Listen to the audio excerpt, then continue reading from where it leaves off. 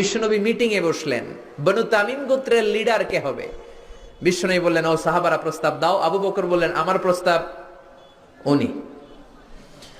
ওমরে ফারুক বললেন, না, আমার প্রস্তাব উনি নয়, আমার প্রস্তাব উনি। আবু বকর বললেন, ও ওমর, তুমি বুঝো নাই, আমি যার কথা বলেছি সেই সেরা। এই লোকটা যদি নেতা হয় বনু তামিম গোত্রের জন্য ভালো হবে। ওমর বললেন, না, আপনি বুঝেন নাই, বেশি বুঝছি আমি যার কথা বলছি সেই সেরা, তারই নেতা হওয়া দরকার। আবু বকর বলে, না, আমারটাই দরকার। ওমর বলে, আমারটাই দরকার। তর্কাতর্কি আছে না নাই? ঝগড়াঝাটি আছে না নাই? ঝগড়াঝাটি লেগে গেল, তর্ক হয়ে গেল, কথার পিঠে কথা, কথার নাম লতা। কথা বলতে বলতে বিশ্বনবীর কণ্ঠের চাইতে দুইজনের কণ্ঠ উঁচু হয়ে গেল।